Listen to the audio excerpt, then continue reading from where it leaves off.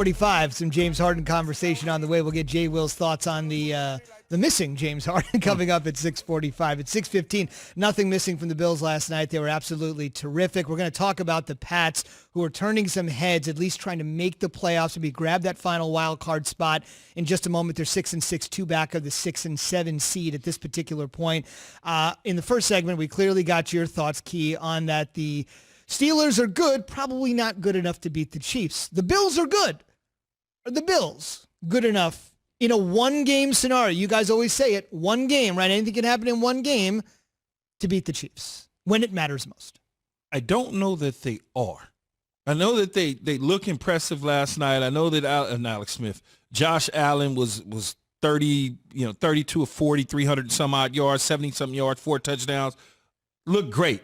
But the Chiefs are just different. And maybe the Chiefs are different to me because I see them on highlights all the time. I watch them. It seems like they're on national television, big primetime games all the time. The coach is there. He's a figurehead in the National Football League. Maybe it's just that. They got the splash quarterback with the splash receivers, Honey Badger at safety. Maybe it's all of that little sizzle that makes me look at them different than I do the rest of the teams in AFC. With that being said, the Buffalo Bills going into that game last night felt like to me that the New England Patriots and the Miami Dolphins had tightened things up. There was a lot of pressure mounting for them to win the game against the Niners. If they lose that game against the Niners, it would have gotten even tighter. Now they win that game, the Val releases some of that pressure. Now they get a little more room, kind of, 3 games up to win the division. So it's a weird situation when they have about a 90% chance to win the division over the other teams that's fighting the Dolphins and the Pats. Josh Allen playing out of his mind. He had about a 3-game stretch this season that made you think about, okay, well, what type of quarterback is this dude for real? But over the last several games, he's shown us that he could be mentioned in there with some of these young quarterbacks that got drafted with him, or some of the younger guys that's having phenomenal careers. He's still not in that Aaron Rodgers, Patrick Mahomes category to me. Some would say, I don't know what I'm talking about, but he's not there yet. He's certainly headed in that direction, leading the charge.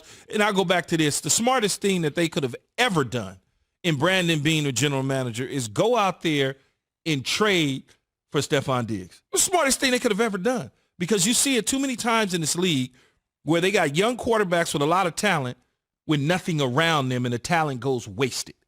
We could look at it right down the street with the Green team that we'll be talking about at some point later. In the division. In the division called the Gang Green, but not so much. The bad side of the Gang Green, not the good side. And so when you look at it, Jay Will, that's the one thing to me that stands out with this organization, is that they went out there and acquired some pieces to put around him from an offensive standpoint that has him playing, you could say at an MVP caliber level, but he's not going to be in that conversation, but he is certainly playing that way. I got the Bills being better than the Steelers.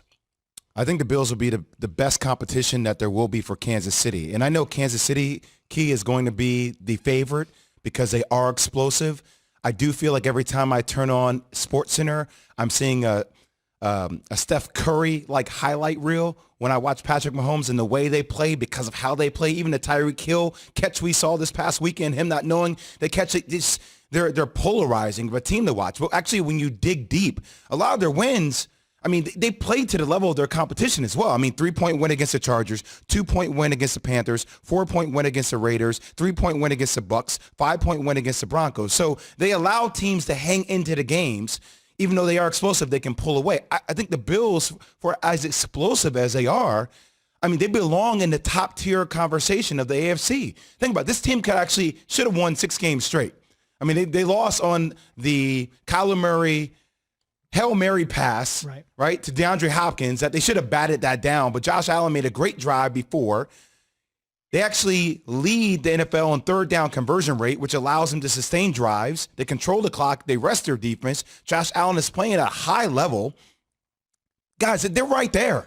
They're right there. I think it's time we start putting some respect on the Bills' name. I know people want to say, well, we always expect them to be the old Bills. I know we say that about the Browns too, but this is a different Bills team. They belong in that top tier conversation. You just need to see them do it before you believe it.